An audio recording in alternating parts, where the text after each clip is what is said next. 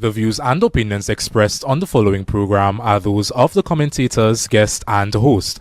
They do not explicitly or necessarily reflect nor represent the policy or the views held by Tobago Updates or this network. Tobago Updates or this network cannot be held accountable for all or any views expressed during this program.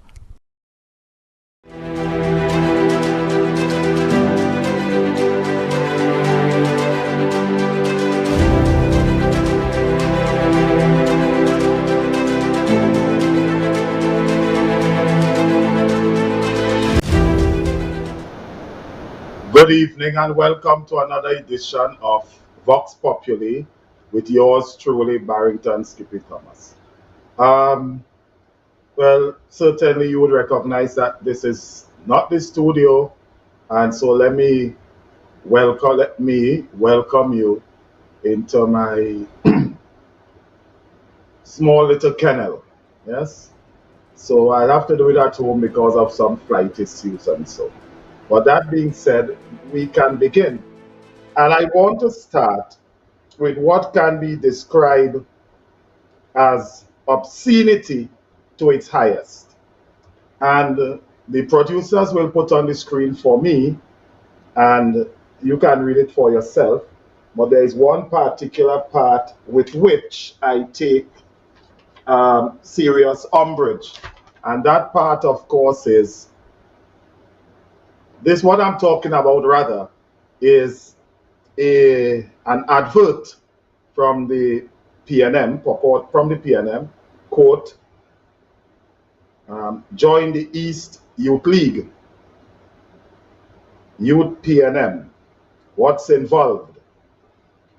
You serve, what's involved, and they put you serve as an executive, member of the league, volunteer work, community involvement, training for professionals and personal development, ensure the sustainable growth of the league, partner with other youth leagues to complete tasks, and create effective policies.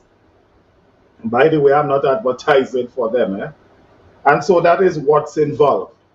And then for benefits, they have said inter alia, have your voice heard, develop leadership skills, become an advocate for your peers, careers/job opportunities, network with experienced leaders. Submissions for this application for joining to be members and so concludes or expires on the 16th of February 2024. That's a Friday, by the way. Now, it is instructive, very instructive, that we take note of one of the benefits for joining the PNM Youth League is career and job opportunities. Pause. What are these career and or job opportunities? What are they? And these are serious questions we must ask ourselves. Because it would seem to me that joining the PNM Youth League is not a job, and there is no career in joining the PNM or any youth league of any political party.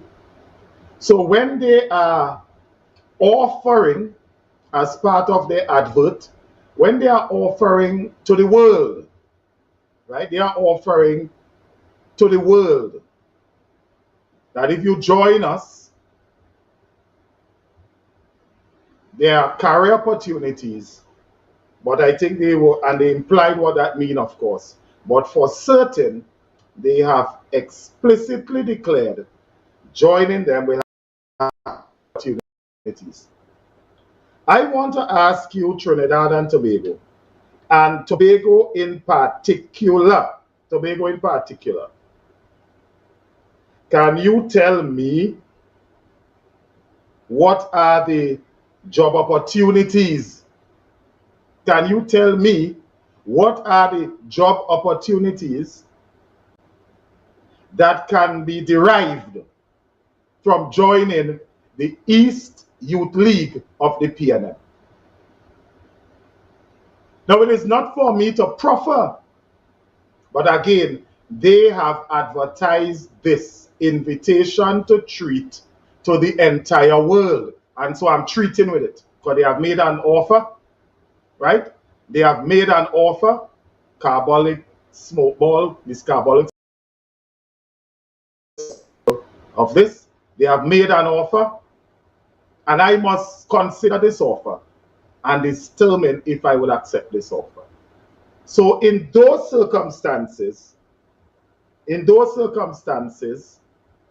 I would not be, and by the way, well, yeah, by the way, just give me 1 minute. 1 minute, I'm not going anywhere.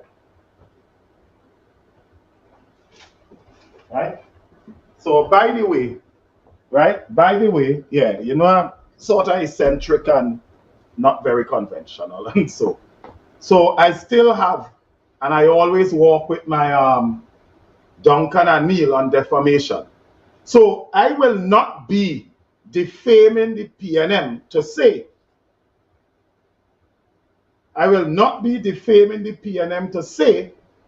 that when you say there will be job opportunities, where would these job opportunities be? And it is my very deep-seated suspicion, and this cannot be a defamation, but it is my deep-seated suspicion that the job opportunities would be, come and join us, and if we win the next THA election, there'll be jobs for the boys and jobs for the girls. But they advertise it, they made it very clear. So clearly that it can be described to be explicit, that if you join in the future and cause them and assist them to win some political victory, a job, you get a job, he get a job, she get a job, everybody get a job. I wanted us to take note of that, because I rather suspect, because I saw an ad, I saw an advert also for the TPP declaring that they would have their first annual convention soon. And that convention, of course, well, the ad, have listed out inter alia what some of the positions to be elected would be. I think they are the chairman, leader, and a whole host of things. I saw it. You would forgive me for not being able to put, but I saw it. And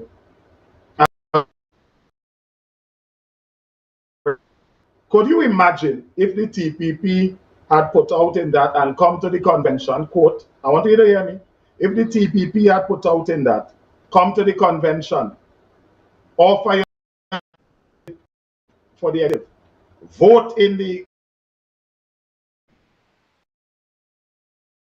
basic line, come and there will be career and job opportunities. Well, oh God, oh, yeah, this is it. Yes, this is it. Thank you very much, producer.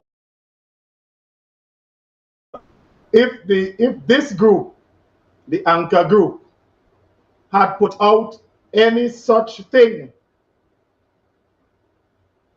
I think I'm freezing, but we'll persevere. I'm freezing occasionally, but we'll persevere.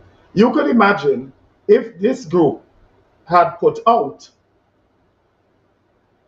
such an advert, and after putting this out for their convention coming soon, I was saying annual conference was, thank you very much, producer. I tell you, I work with the best there.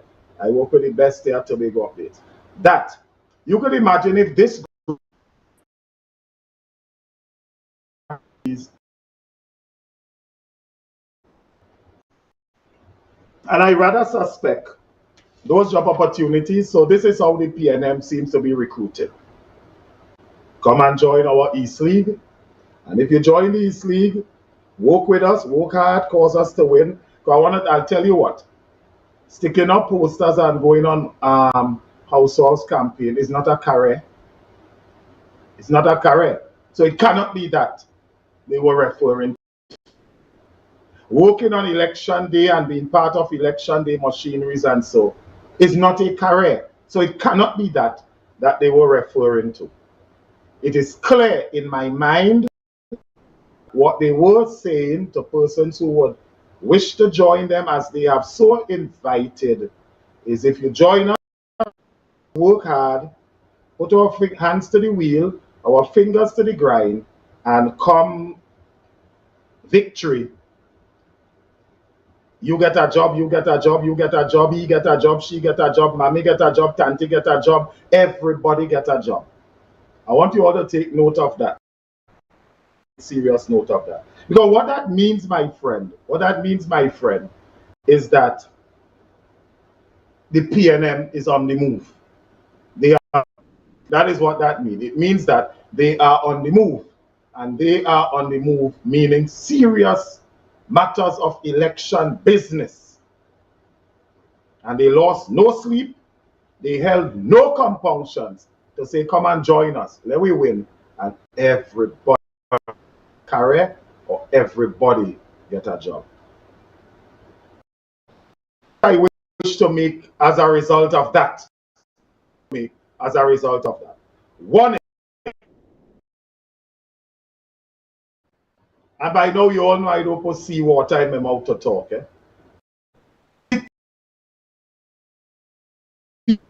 Why is this current executive in the THA, whether IP, independent, or TPP, why are they afraid to embrace, empower? And don't get me started with that, but these people whisper in my ears every me. When I'm in Tobago, they speak to me. When I'm in Trinidad, they find me, right? They find me. And I have to console these people as I meet them on a daily basis. So don't get me started with that, and I will pretend this doesn't exist. The PNM, in one of their official documents, as list of duties, if you wish to be the executive, whether it's at a party group, constituency,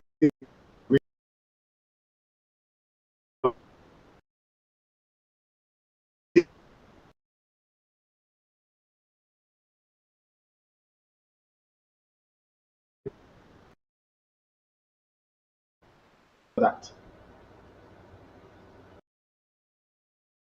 You can now get whatever you need whenever you need it anywhere in Tobago with Tapago. Your meals, medication, groceries, and shopping all delivered directly to you. No more hassle, no more stress. Get the Tapago app today on Google Play or Apple App Store. That's TAPPOGO, and let us deliver to you. Check our website at www.tapogo.app or call the experts at 494-TOGO and 484-4746. Tapago. Relax. We will get it to you. Tapago's at your service.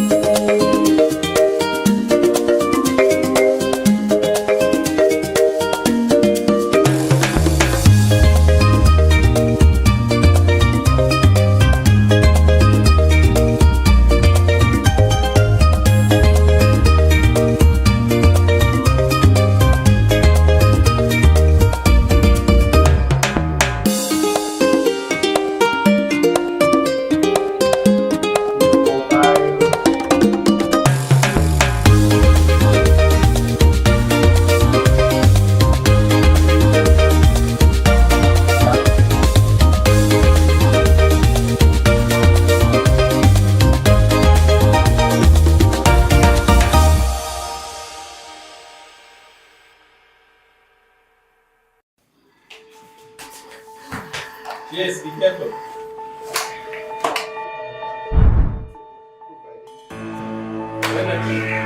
Honey, I feel I'm going to start to cook, yes, because these children must be hungry now. Right? Okay.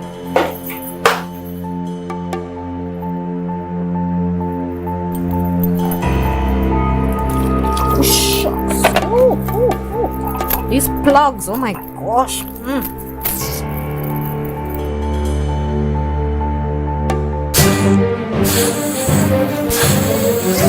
Relax. Hey, come from there. Come from there. What's going on in here? Oh God, I should have buy extinguisher, boy. What would you do if this happened to you? Dial 990 in case of fire emergencies and always have a serviceable fire extinguisher ready and available at all times. Tobago Glass Supplies has been a leading name for over 37 years in the glass and aluminum market in Tobago. We provide an extensive range of high-quality, innovative aluminum and glass products for commercial and residential use. Competitive prices with superior and professional services by committed employees who are guided by rigid quality standards. Tobago Glass Supplies specializes in the manufacture and installation of glass and aluminum products that are essential to today's homeowners and the business environment. We are engaged in marketing, sales, and installation of a variety of products. These ranges from windows and doors to necessities such as mirrors for homes and vehicles, designed and manufactured in-house or imported.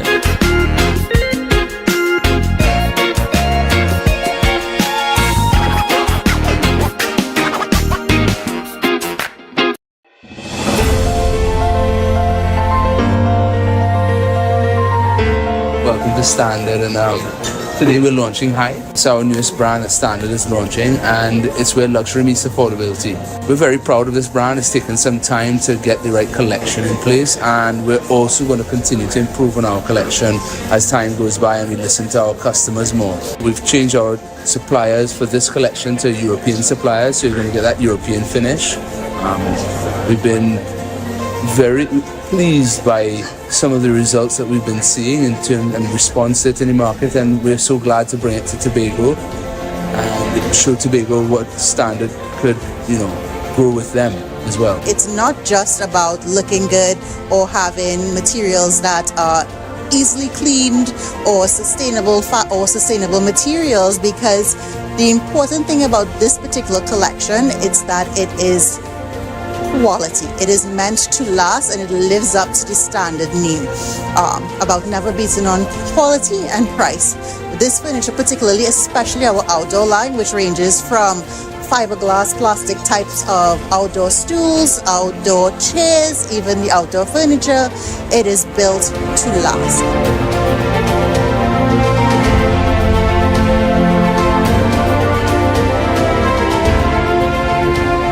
That's the importance with High, right? It's not only looking good, it's going to feature things that make your life easier, and it's not too damaging on the pocket. That's important for us.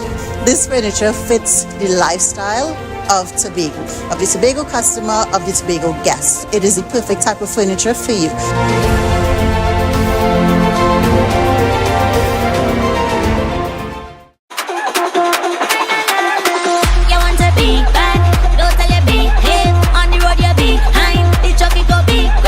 If you want to feel alive, then switch to the winning side. You see how we move in style. Is a vibe on Be Mobile. It's a vibe, it's a vibe, it's a vibe on Be Mobile. It's a vibe, it's a vibe, it's a vibe with Be Mobile. Come and see what plan it could get. See what plan it could get. Come and see what plan it could. See what plan it could. See what plan it could get. All of the plan the best. All of the plans the best. Come and see what plan it could. See what plan it could. Be Mobile. Top it up, top it up, top it up, top it up, top it up, top it up. Only we buying bundles. Top it up, top it up, top it up, top it up, top it up, top it up. It's a vibe on Be Mobile. It's a vibe, it's a vibe, it's a vibe on Be Mobile. It's a vibe, it's a vibe, it's a vibe with Be Mobile.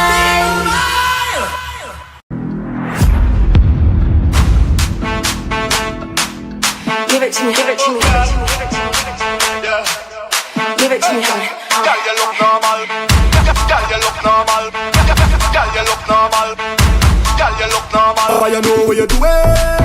You know what you're doing. Girl, you know what you're doing. You face with the eye contact.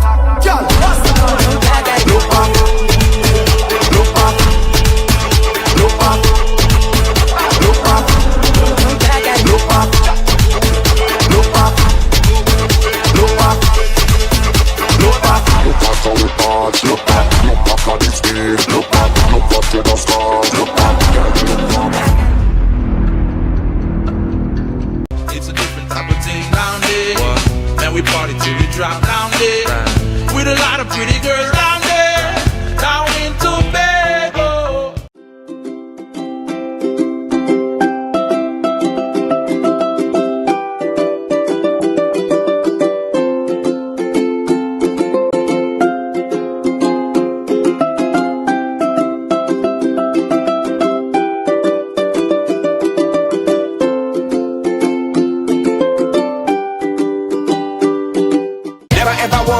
Don't mind if life make you sad. I tell them never ever worry if your house get flooded out real bad. I tell them never ever worry, what I'm saying is true. So just consider, Tatil will always be here for you. Tatil, where people are people. You know what I mean.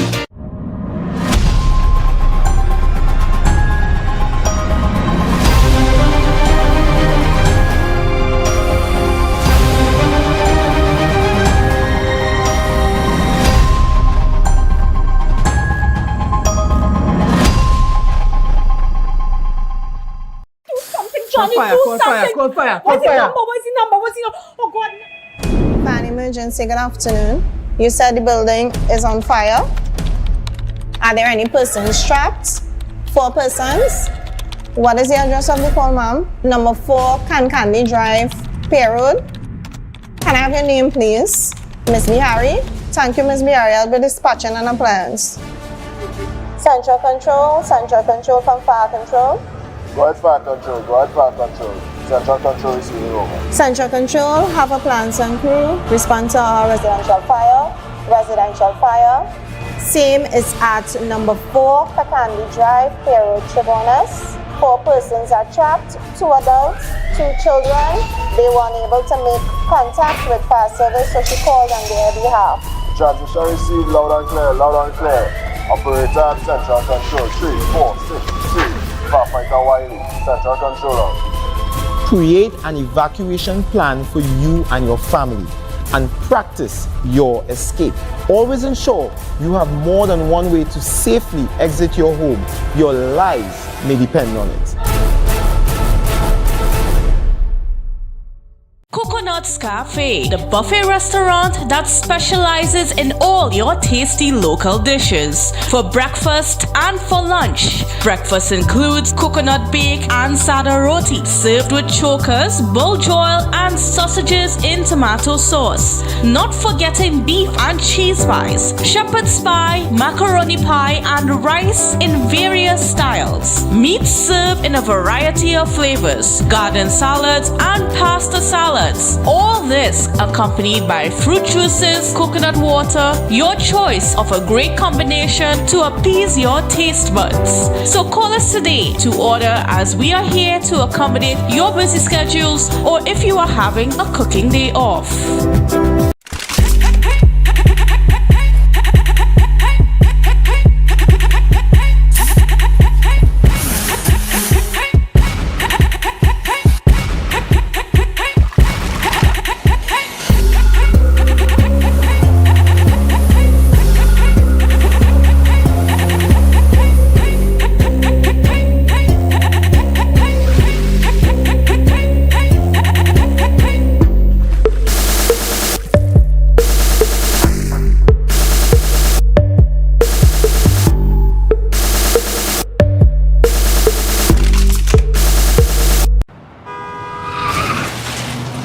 Everybody only worrying. Never ever worry, don't mind how things looking hard.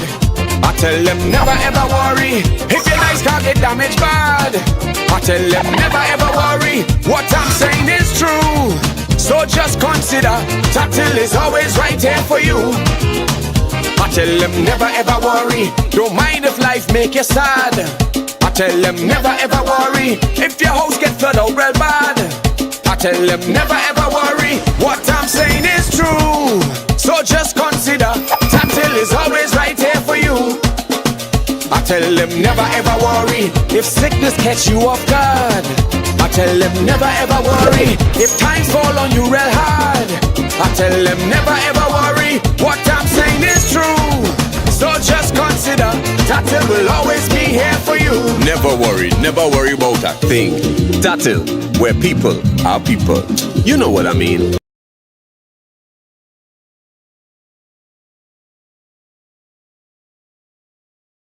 The views and opinions expressed on the following program are those of the commentators, guest, and host. They do not explicitly or necessarily reflect nor represent the policy or the views held by Tobago Updates or this network. Tobago Updates or this network cannot be held accountable for all or any views expressed during this program. Everybody only worrying.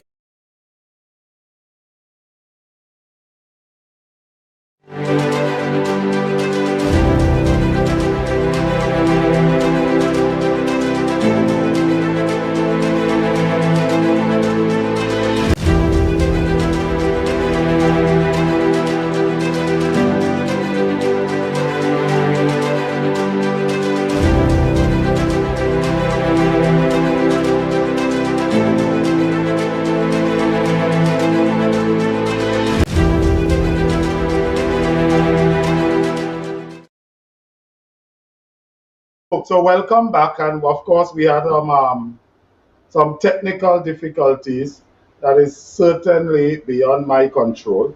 I wish the day will come when, you know, I have that kind of ability and so over those sort of matters, technical matters and so. So I was making the point earlier on before we got interrupted as we were. I was making a point earlier on. Could you imagine the TPP? Just give me 1 second. Let me go on this one. Could you imagine the TPP in their advert for their convention and so on? I mean, call it by whatever alias you wish to call it, right? So whatever alias we wish to call it, it's that. Whatever alias. But could you imagine them, right? In their, could you imagine them saying, come in our event and we will offer you careers and job opportunities? So I was making the point advised when the technical interruption took place. And that point is this, right? That point is simply this. The point I was making is simply this, that in PNM documents, it have, if you wish to become a member of a party group or executive member and so of a party group, constituency executive, regional council, what's the other thing there's keep, not party congress, not national caucus or some national something they call it.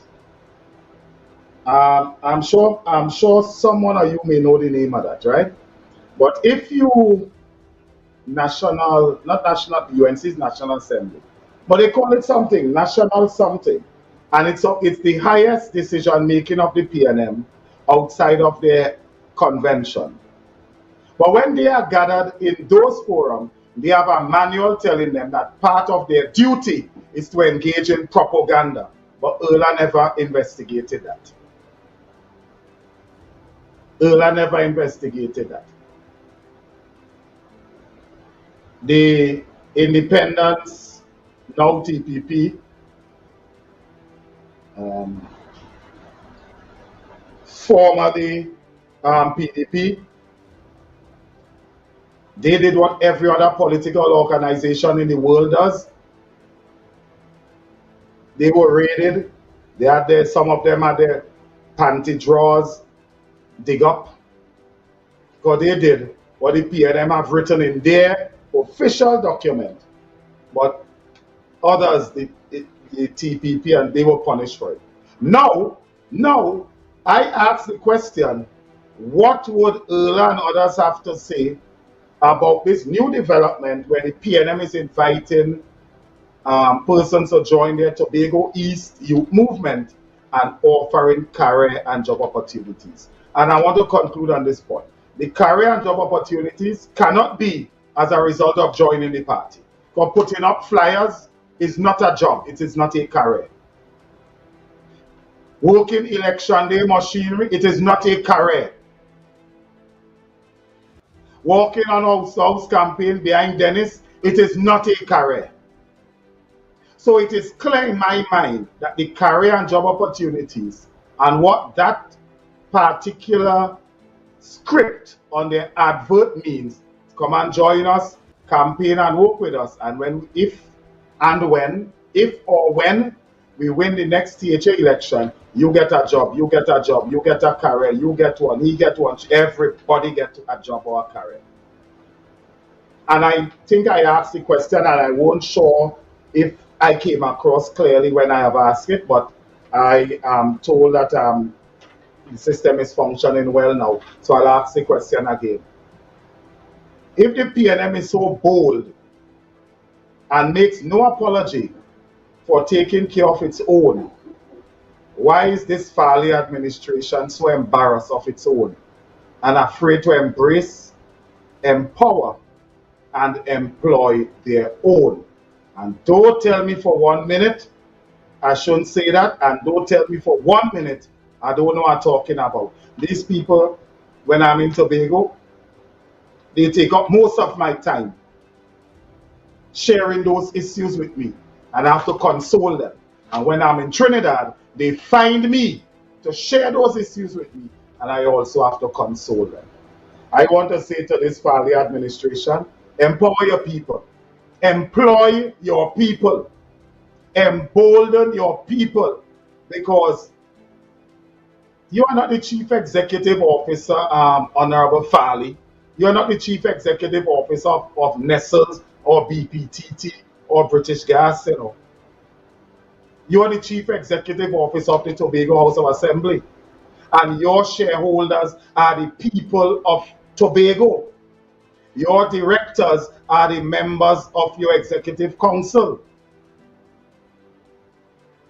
And if you have shareholders who are uneasy and shareholders who are uncomfortable and shareholders who feel slighted, all those shareholders will do is withdraw their investment and invest in the next company. A word to the wise is sufficient. And this damn stupidness,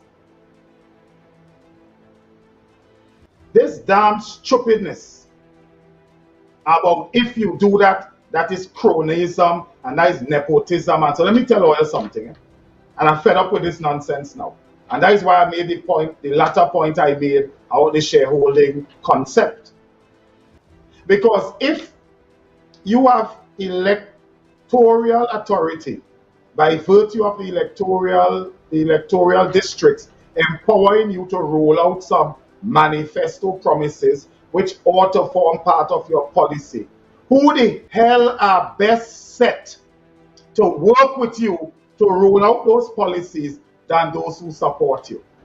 If you don't want to listen to me, hire Ansel Dennis, and make him an advisor to the Chief Secretary. You don't want to agree with me, hire people from the PNM party group and put them on the boards.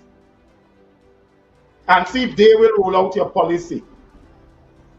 It is your people who subscribe and support and advocate and solicit others to buy into your policies. They are the ones who are best posed to assist you to roll out your policies. And that is the Westminster tradition. And no puff and puff could blow that house down, because the Westminster tradition have survived centuries, over 800 years of that tradition. Right, so I want to end at that note and move on to another point. The oil spill in Tobago. There was an oil spill on the island today, yes or no? Now, the oil spill, as it seemed to me,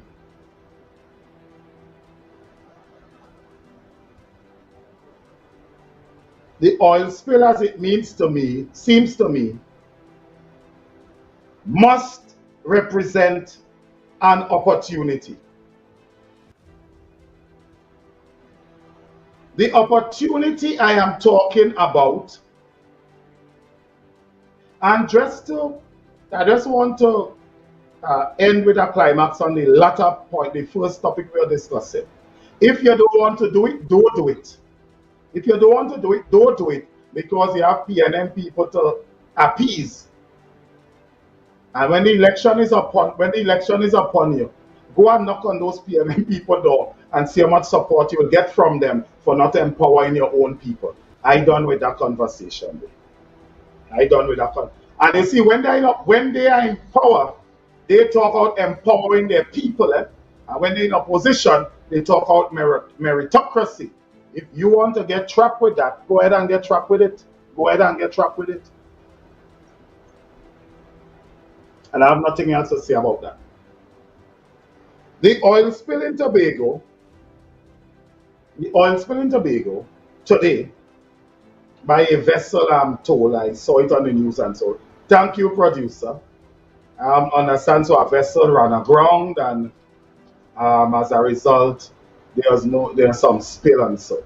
But I want to ask you, Tobago, to congratulate the Tobago House of Assembly, Alan Stewart and his team, and the Chief Secretary and his leadership for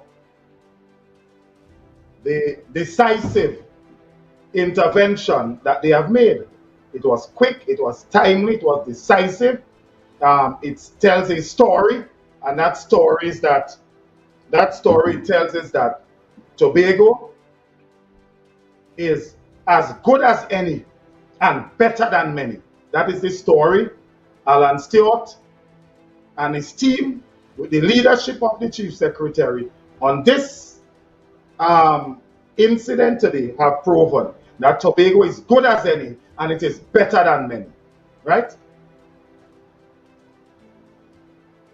I don't want to say anything much about this incident today because it is in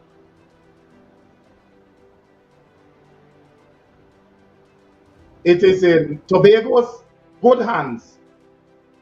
It was competently and is competently dealt with and being dealt with. So that spill is not an issue. There was the accident, the incident. It requires a response, and the best response have been proffered. But we must look for the opportunities in misfortunes, right? I don't know how much of you know that there was in fact, on record, you'll forgive me for having to keep gazing at my phone. That's the only way I know if the stream is not interrupted, right? I don't know how many of you know. And for those who know, great. For those who don't know, I have a duty that the largest oil spill in the entire world, crossing the stratas of all continents, occurred in Tobago. I don't know how much of you know that. And I really want to look at some of the responses to see if you all knew that the largest oil spill in the entire world, crossing stratas of all the continents, occurred in Tobago. Right? And that oil spill I'm speaking about was 8th of July 1979. It was around 7 p.m. It was a very, very rainy evening, and a vessel known as the Atlantic Empress was sailing from Saudi Arabia to Beaumont, Texas, with 276,000 tons of light crude oil, that was owned by Mobile collided with the Aegean, which was, that is another ship, which was en route to Singapore from Aruba with 200,000 tons of crude oil. And this occurred right there, east of Tobago. In fact, 18 miles east of Tobago. It was the response from our limited Tobago resources, from the fire service and so, that had to intervene and assist that. There were massive fire, of course, and 26 sailors between the boat vessels. That is the 26 sailors between the Aegean and the Atlantic Empress died. Good.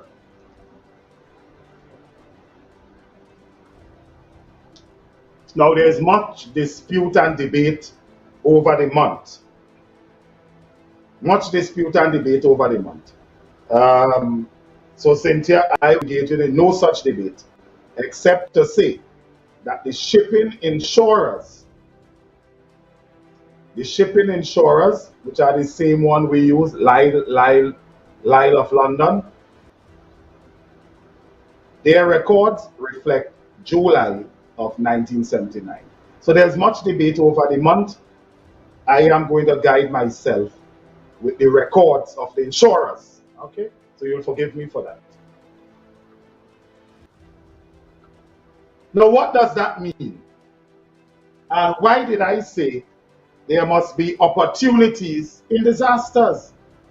You see, the war and the battle that was taking place from over Tobago for these many centuries. You all remember those wars? We learned it in school. The Dutch, the Hollanders, the British, the French, and oh, how they were just at each other's throat. Tobago just keep changing hands, and every day is a war and a battle. I think they coming out of all these wars and battle. Lloyds of London, thank you, Lloyds of London, right? Coming out of all these battle, we end up with the mystery tombstone. She was a wife without letting her mother, without knowing it, a wife without letting her husband know it, except by her kind indulgences. And so now my point about that mystery tombstone is 2023, and an excavator or a backhoe could solve that mystery. The tourists not spending money to go all over the world to read mystery tombstone, and that's just sort of stupidness. The tourists not doing that. Dig it up and put the contents of that in a museum. Tourists would be more attracted to see that, because I suspect a lot of Tobago's solution may be buried in that tombstone. But no, don't listen. Who the hell leaving England and Germany and Switzerland to say, I want to go and read the mystery tombstone? Nobody's interested in that. You solve a mystery by confronting it. You don't have to do matters of actuarial science, or you don't have to do matters of forensic science and so to know that. You could just watch Scooby-Doo and Shaggy, and you know how they solve mysteries. You confront it, you dig it up, you investigate it, you get involved in it. So no tourists leaving nowhere to come to Tobago to be fascinated by no damn tombstone.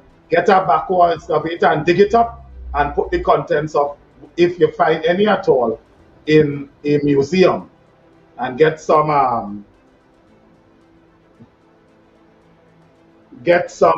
what they call these people. Vanilla Allen Topping is one, whether you all know it or not. J.D. Elder was one. There's a profession they engage in. It's a profession, and get some anthropologists to scribe the story and sell that. But it's not for me to advise on matters of tourism, right? But the point I want to make is that, so we understand why all these battles were taking place. And all these battles were taking place not because Tobago is green, clean, and serene.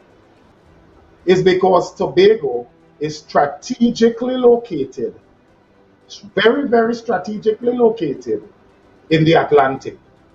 In fact, based on where we are located, there's a massive peninsula that after the Panama, for something like 70% of the vessels that have to traverse the Atlantic, yes, something like 70 to 85% of vessels that have to traverse the Atlantic, after Panama, Tobago is the last, or in some instances, the first landmass that these international vessels have to meet. And we are so fortunately located. Why are we not stretching our brain, putting committees together to see what sort of revenues and opportunities we can derive for the island from this opportunity where 70 to 85, 60 to 85% and so of these vessels perusing the Atlantic. We are either the first landmass or the last landmass. These people will need goods and services such as grocery thing, they'll need fuel. And if we cannot just leave the market exclusive to the Panama and how they operate in the Panama Canal, surely there's something we can do here in Tobago to make some business out of that. Director, let's take a very quick break and I'll return. Very, very quick break.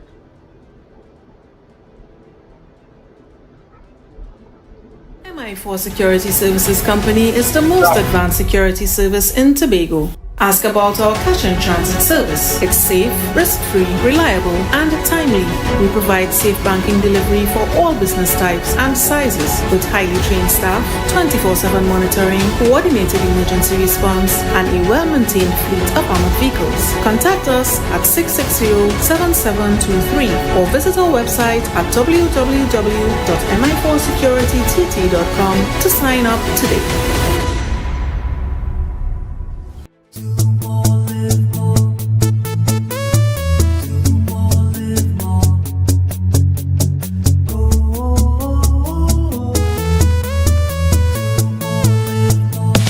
How it's gonna go. They better look up below, 'cause this is your show, and everybody's gonna know. Say it to them once again. They better look up below. This is your show, and everybody's gonna know. That's how it's gonna go. They better look up below, 'cause this is your show. The views and opinions expressed on the following program are those of the commentators, guest, and host. They do not explicitly or necessarily reflect nor represent the policy or the views held by Tobago Updates or this network. Tobago Updates or this network cannot be held accountable for all or any views expressed during this program.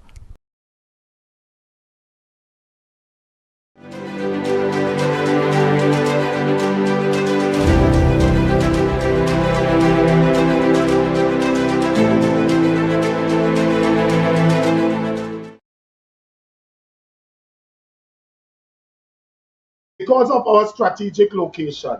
That is why many battles were fought over us. Right? It wasn't because we were greed. It wasn't because we were green, clean, and serene. It is because of our strategic location in the Atlantic. I mean, it is not for me to determine policy for nobody. But I want to say that Plymouth area, the water there is deep. You have a natural jetty. That is the best place poised. Canoe also are the best place poised for setting up such a facility where we could treat with and provide some services and so to persons when they now come through that long Atlantic trip or they are on their way to pursue that long Atlantic trip. Tobago is in a good position for it, and it would seem to me that I would prefer a THA that are focused on these matters. Are very focused on these matters.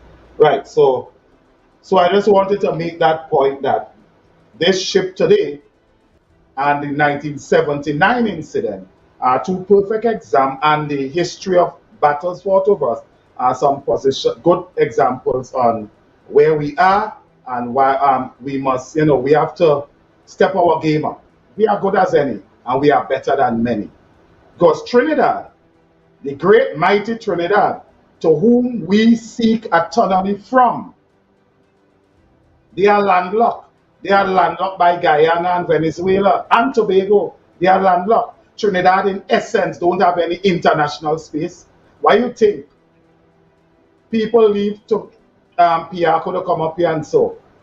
You ask those of you in the tourism matters and transportation matters and so, ask the airlines when they come to Tobago and they compare their figures, how much they save comparing to Trinidad. Because whether we know it or not, whether it's sea or air, Tobago has a vast international space. We need to use our airport. We need to use our strategic location to generate some income there, whether it be by air or whether it be by sea. And it would seem to me that a secretary for culture and tourism and transportation and so should be bogged down with these hard issues and not picking fights with 5 people representing 20 masqueraders outside an office. We have to use time wisely. I want to say no more about that, because for the avoidance of doubt, I am on the side of the masqueraders. And I'm on the side of the masqueraders and the band leaders because they have been doing things a particular way for many years. Now, I don't play mass, so I don't know any of them. But they have been doing things a particular way for many years. And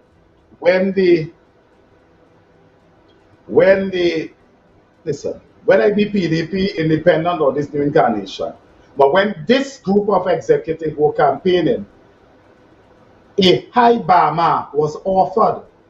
We would raise the bar mark. And so we cannot now raise the bar mark by using condescending tones and attitudes to the mass leaders and so. Right? If they are not ready, we must work with them. And I say we because I'm Tobagonian, and that THA is just as mine as it is yours. And every Tobagonian's own. That's why I'm saying we. So as an island, we must work with them behind closed doors. Those who are obstinate and obstructionists, we deal with them. But we must work with them behind closed doors and produce the best that can be offered. But I cringed when I saw things like if they get bank account, they can't get no money and so. Let me tell you something. There are some instances where you just don't pull off the plaster. There are some instances where you must rub the patient's head. Because sometimes below some plasters are stitches. So just pulling the plaster on all occasions is not appropriate. Because again, below some plasters are stitches. So there are times you have to rub the patient's head, walk with the patient, put the saline. Well, I saw Nadine here, a nurse representing us with great quality and work, exceptional work and so in the United States. So if I'm wrong, Nadine, I'm sure you or your medical friends would correct me. But I think it's saline, they call it, but this and then you remove the plaster. Sometimes you don't just pull the plaster. I think in this instance, there was an attempt to just pull the plaster. That is an inappropriate approach, and I do not support it. We must work with them behind closed doors and produce the best. Those who are obstinate and obstructionists, we deal with them, right? And so I think I've said what I had to say on how we must grasp at opportunities.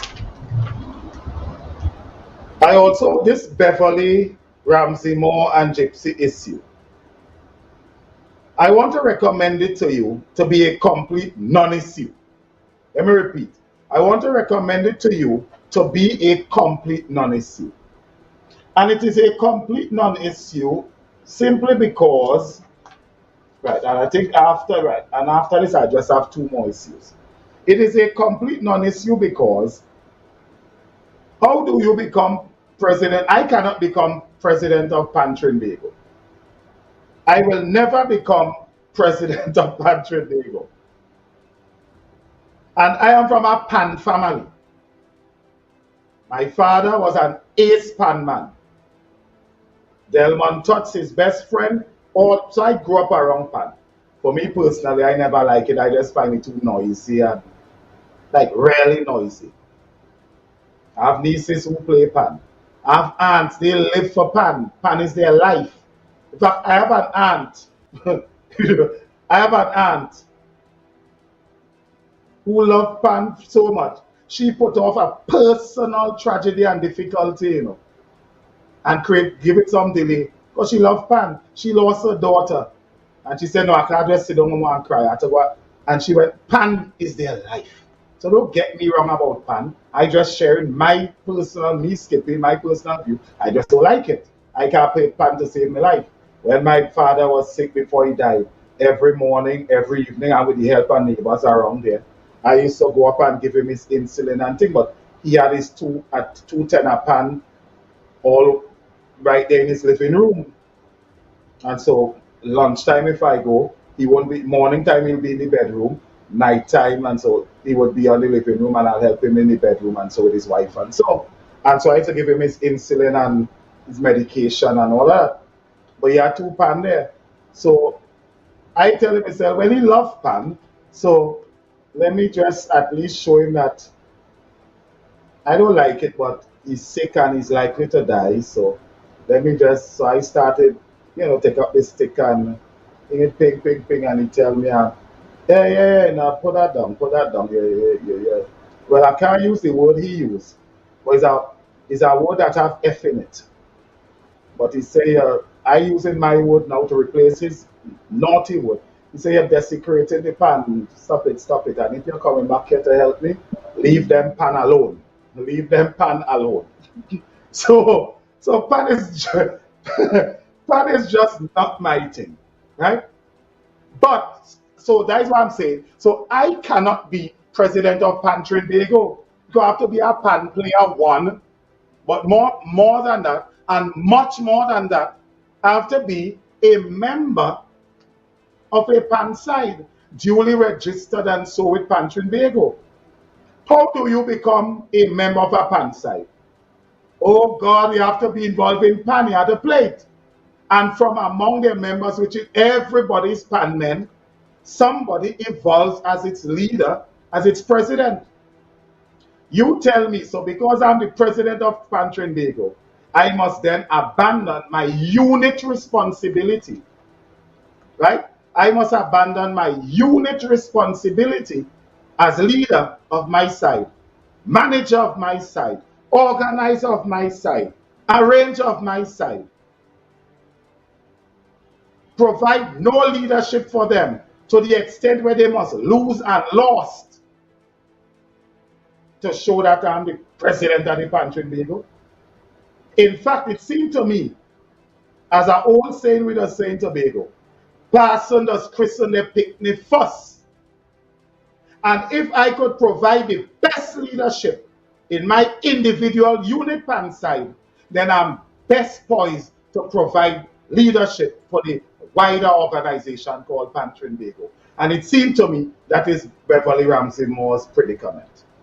So she has provided the best leadership and so to her team with matters of training and arranging and well, remember I'm not a pan man, so I want to stop when I win it. Next I want to start to talk stupidness for pan, and pan players start to laugh me. So she provided the best that the leader of a pan side, a pan group, a pan team must provide. And they entered a competition and they won.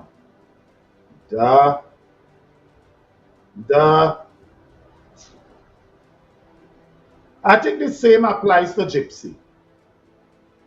TUCO has a competition for its members. TUCO members are Calypsonians. And for the avoidance of doubt, and I call out Joseph Tony on your damn nonsense and your mischief tonight, the NCC keeps no Calypso competition.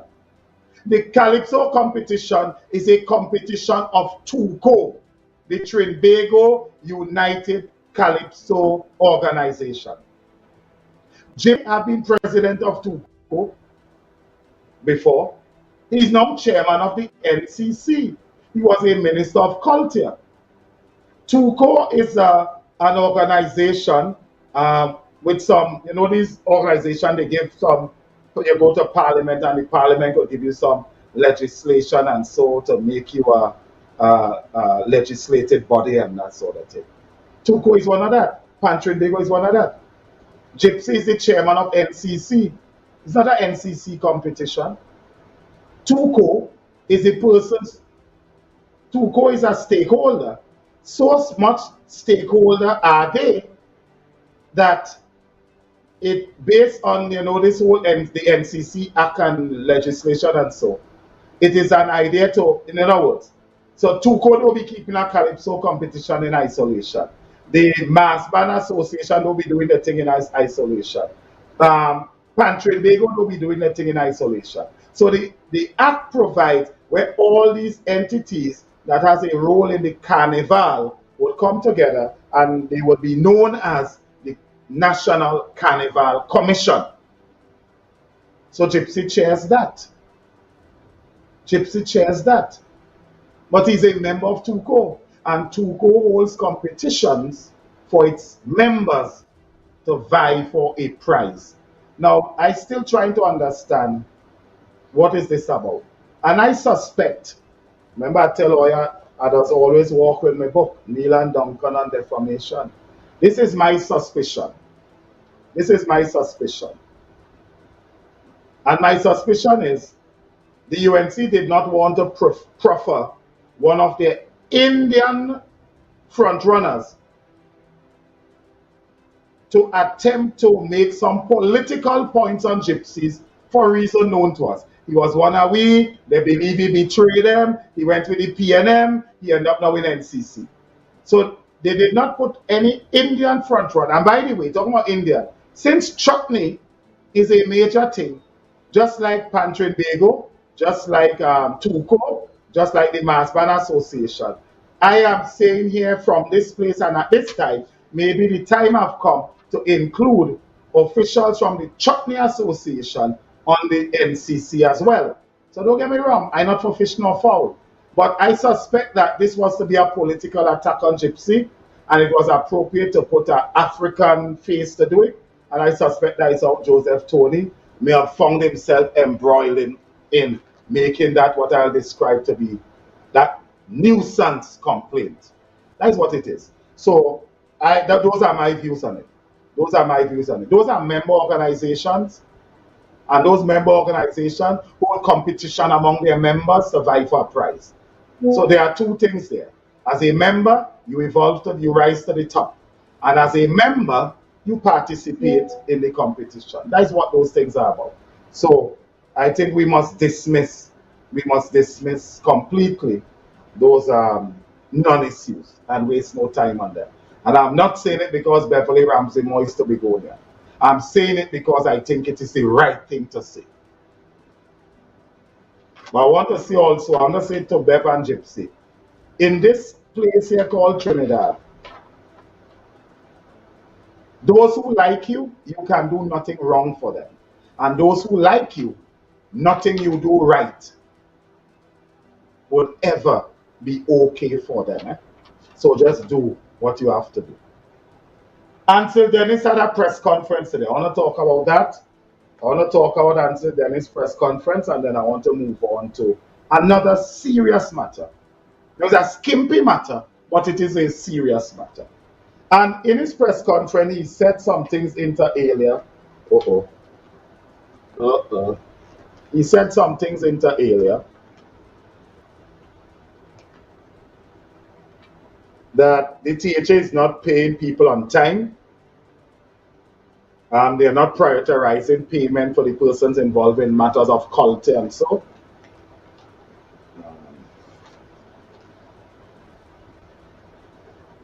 They are delaying payments. The Secretary for Culture gave some commitments that there will be some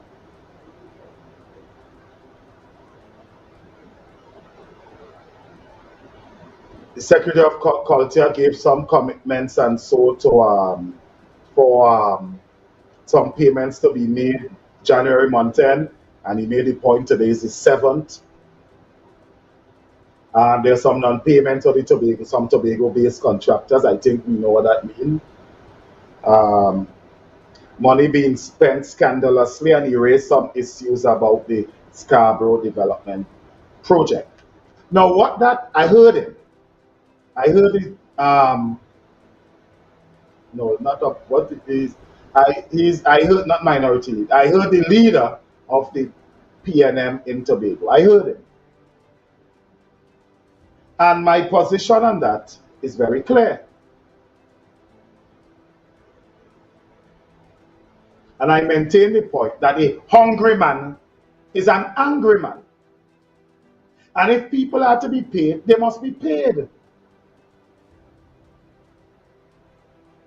And I can't come here and sit down and say otherwise. If people are to be paid, they must be paid. People have to pay for their homes. People have to pay for their children, books, school, grocery.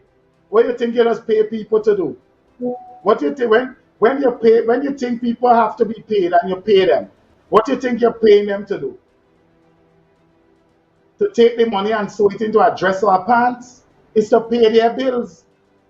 That is how they live. And if people are owed, they must be paid. And I'm not beating around the bush with that. But you heard the list of issues he raised. And I want to recap it very briefly, right? So, THA not paying on time. You see, because one of the things I have trained my mind to do is when there are problems, to look for what is known as the common thread throughout the problem, right? So, THA not paying on time. I rather suspect that Farley, Zia, Was, Pastor Baines, Certica, and notwithstanding how I'm calling these people by first name basis, these are people I don't know and I've never met. And well, I don't want to lie. Was I know because we're from the same village. And we have a mutual friend and a mutual spot where we just meet up. And when he don't drink, he does drink a malt, but very often I would have copious amounts of beverages. And have copious amounts of beverages and so. Well, what's the drink? So I know him. But most of these people are not people I know. So now because I'm calling my first name basis for the purpose of saving time. Because if I have to say the honorable this, that look like it will finish 10 o'clock. And I'm not finishing this show at 10 o'clock. I'm finishing this show very shortly. I'm talking about shortly. The next point I have to make will be done shortly about something short. Yeah. So I had to put the thread between all the issues raised by the leader of the Tobago Council in Tobago. So the THA not paying on time. That doesn't seem to me to be a politician's issue. They're not prioritizing payments to the cultural stakeholders. I like to be fair. Perhaps the executive may need to make their policy clear. And even if their policy is clear, I still suspect that is not an issue for after their policy is clear. They may not know what to do next. As far as they're concerned, we set the policy, it must be paid, and they expect that, right? Delaying payments. It was to be paid. The secretary gave a commitment for Friday month end. Today is the 7th. He complained that it will not pay. That may not be the secretary's issue. The contractors and so. And he raised some issues about the Scarborough development project and so. And the thread I have found between all of this is the public servants. Now, I don't know if it's tardiness. I don't know if they are militating. I don't know if they do not support this political administration.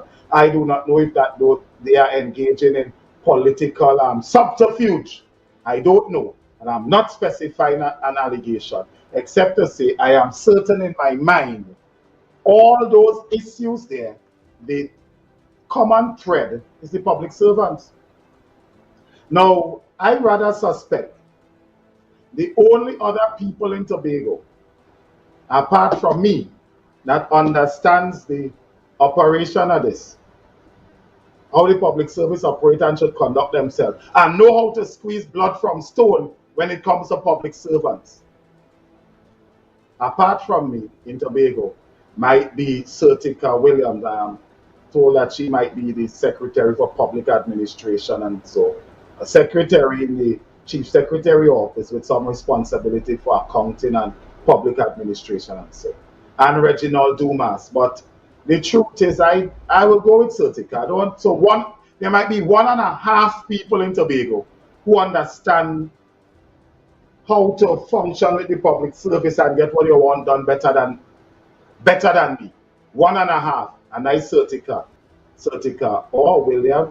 Accounting has 1, and Reginald Dumas, he's half. Because I have seen him and heard some public comments from him, and I'm certain in my mind that there's no doubt in my mind that cockroach is eating his cape. Cockroach eating his cape.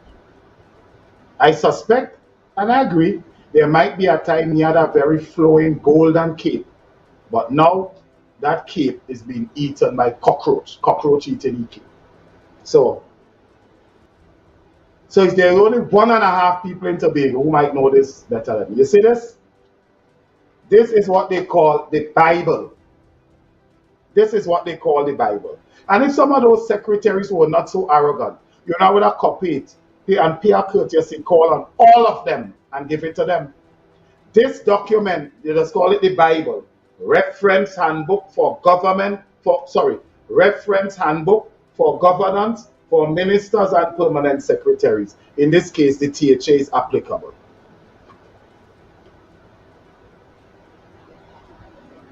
And those public officers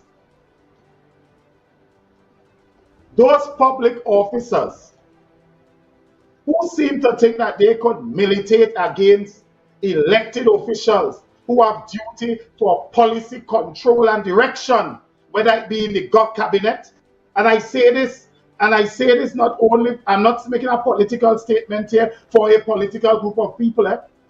Recently, the Prime Minister of this country had to complain about the same thing. And in this instance, the Prime Minister has my support. The Prime Minister set a deadline. A permanent secretary came out and said, that deadline ain't good. It ain't go work because we're not reaching that. We can't reach that.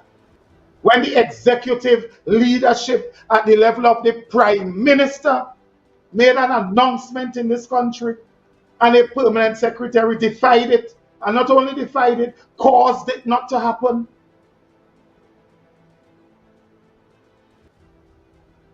And if that is occurring at that level, what do you think will be occurring at the THA level? This is not a problem that is unresolved, you know. All the solutions are in this bundle. All the solutions are in this bundle. All the solutions are in that bundle. And I want to say to some of you public officers and to some of you politicians who have some constitutional and some legal remit for control and directions, give your instruction. Give a date and give a time by which you want your instruction or your policy rather implemented. And when it is not delivered, write a letter to the public officer so concerned and ask that public officer to, because you have to be fair. So I've shown you the process. Ask that public officer to give you reasons why you should not report them to the Public Service Commission for either a dereliction of duty or to express your loss of confidence in that accounting officer.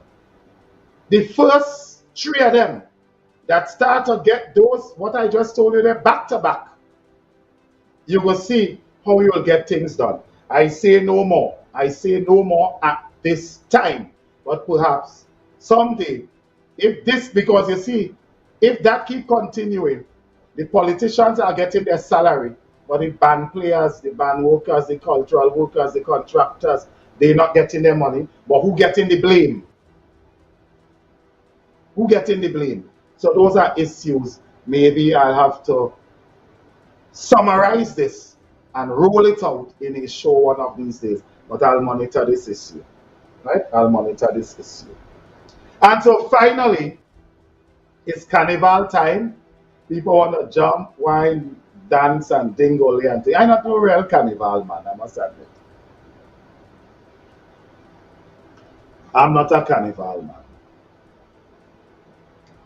The only time I've actually been involved in the carnival, involved, the kind of bareback involved, whining on a bumper, not a car bumper, not a car bumper.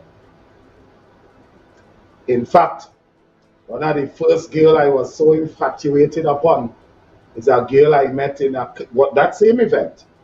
Actually, I thought she was a hunter, and I saw this girl and said, wow, this girl have to be a hunter. I'm attracted to her. So I asked her, hello, are you a hunter? She said, no. She said, no, I'm not a hunter. I said, you're a hunter? I said, no, I'm not a hunter. What do you mean by hunter? My surname is Lincoln. I said, no, I don't mean surname, you know. I mean, if you're a hunter, like a hunter, the profession of a hunter, going and hunt for wild meat. I said, no, I'm not a hunter. Why ask me that? I said, because I was admiring all those tattoos on your lap. But she wasn't a hunter. So I'm not a carnival man, right? I'm not a carnival man. But she had several tattoos on her lap, and I thought she was a hunter, and so I'm not a carnival man.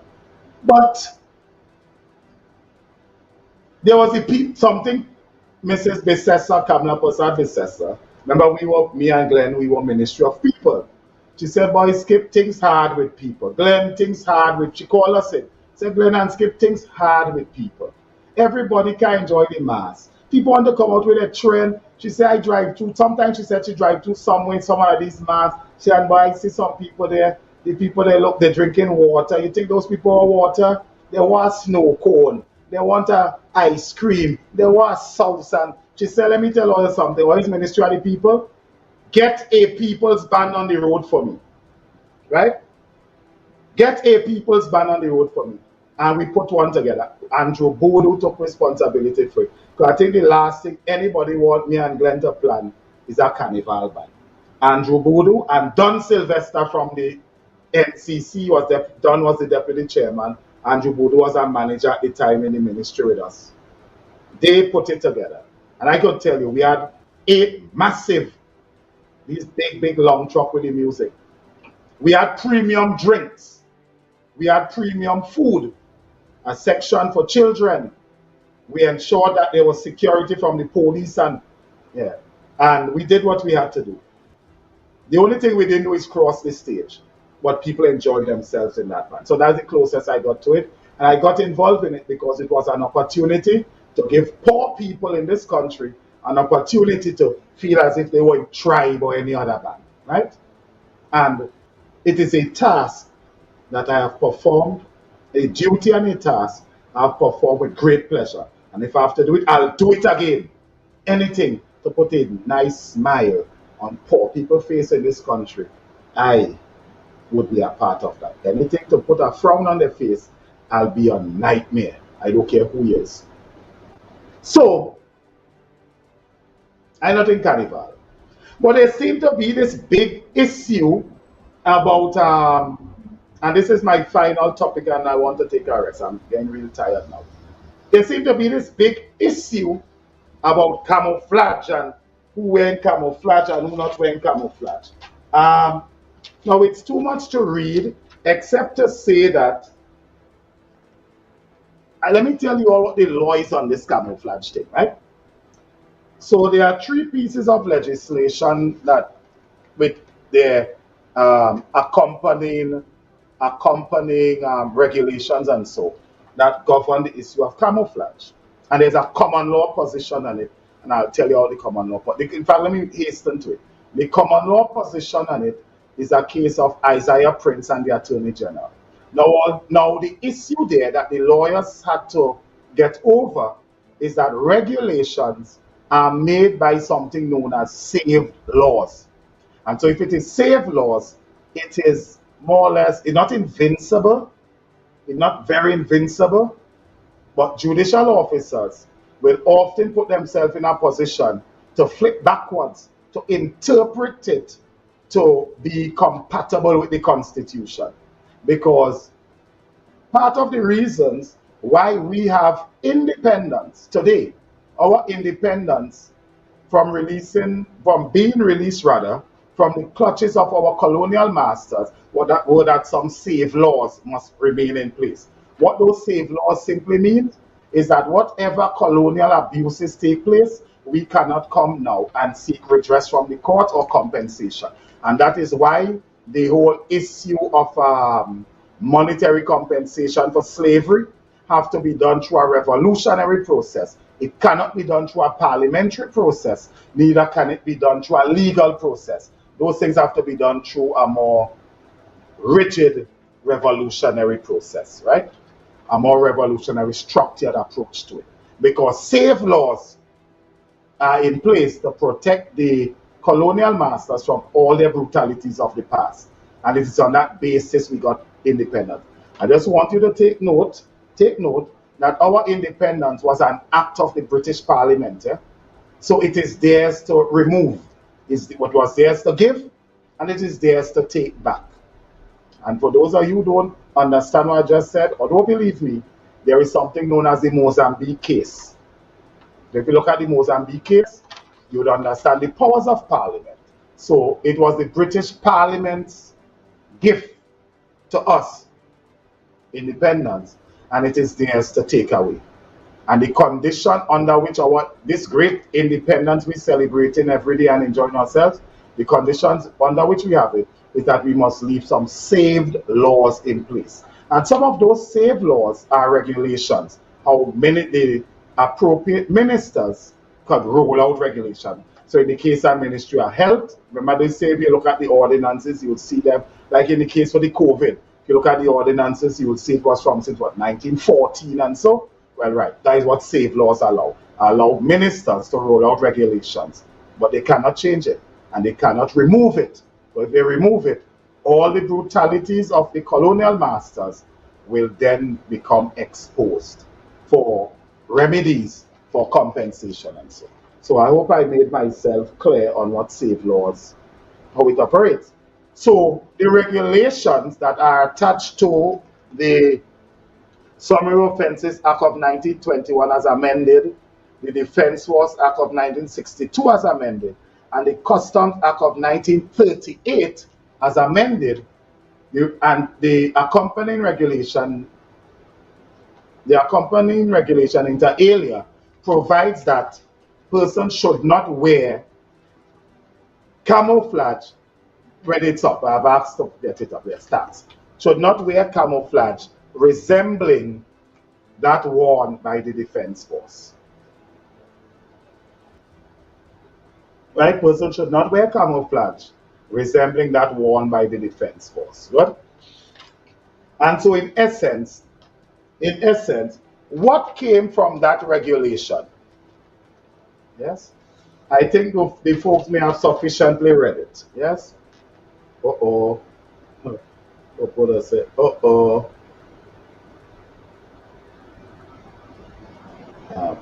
Yes. What came from that regulations?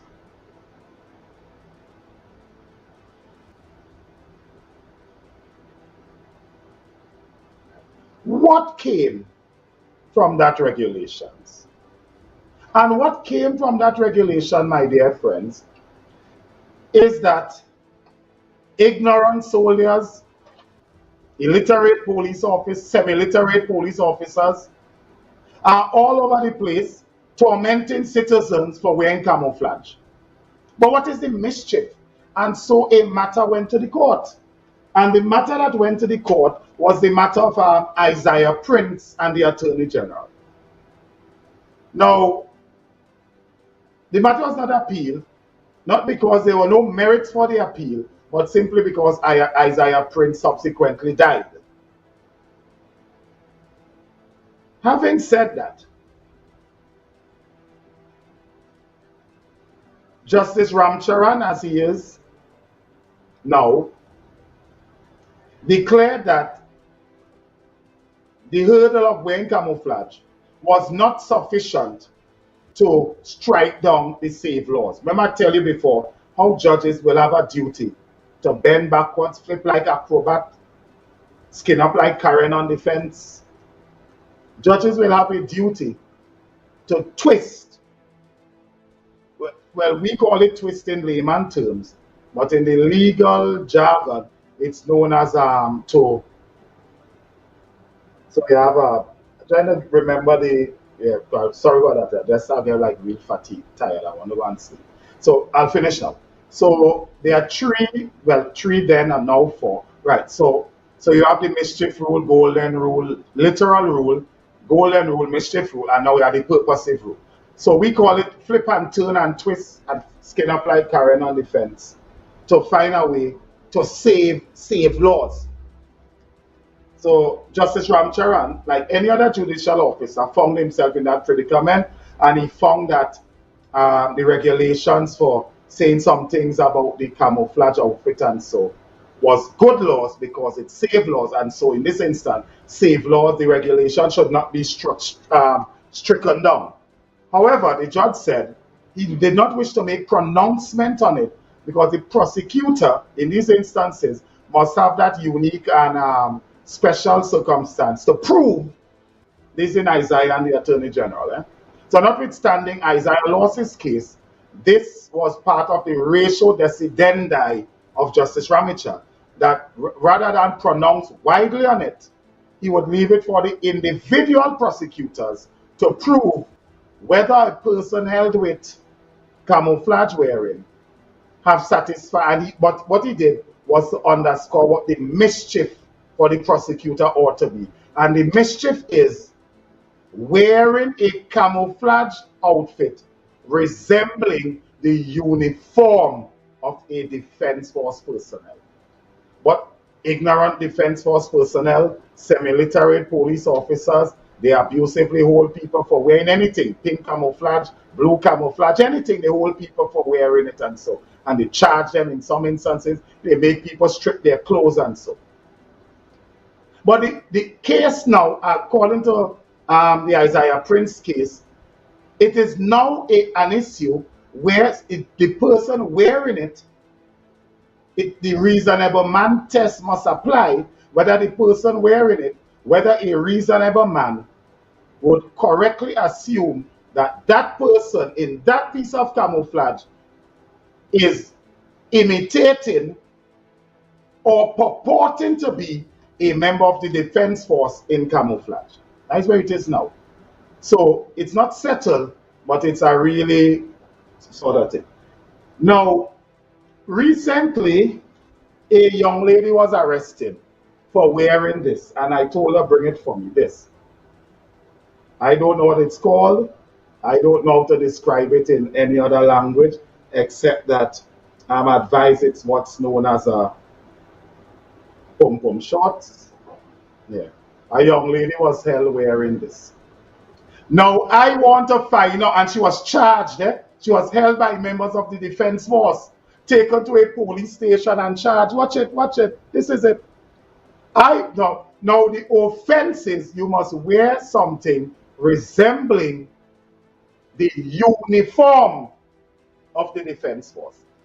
I ask you, Trinidad and Tobago, what section of the defense force known to you? Now I know that there is these people up in Camp Omega up there. They are the special forces. They just wear black and so. I know that if you're doing regular duties, you wear green with the yellow and green belt and those other. And someone operational duty, they wear the camouflage outfit and thing. What section of the defense forces wear this? Now, mark you, mind you, based on the conduct, the mauvais, commissive and bacchanal conduct of a lot of soldiers I know, I'm not doubting that there's a unit that this is part, this what I have in my hand is part of the uniform, and I'm not doubting it, you know. I'm not doubting that, you know. But what part of the defense force, seriously speaking, wears this? What wears this? What you all want? So I have asked a battery of lawyers. Now let me hold it up again. Not because I like holding pump-up shorts, I just holding it to make my point. I've asked a battery of lawyers, led by Kyle Taklal Singh, to represent that young woman. Because we cannot live in a country where the High Court say one thing and ignorant or semi-literate police officers are doing their own thing. Trinidad and Tobago, it's now 9:40 p.m. I'm extremely tired. I really, really want to go and sleep. Guys. Oh, Mama. I want to go and sleep. So, that is it there. So, I'm ready to wrap up, yeah? So, have a good night. We will chat with each other next week. The views and opinions expressed on the following program are those of the commentators, guest, and host. They do not explicitly or necessarily reflect nor represent the policy or the views held by Tobago Updates or this network. Tobago Updates or this network cannot be held accountable for all or any views expressed during this program.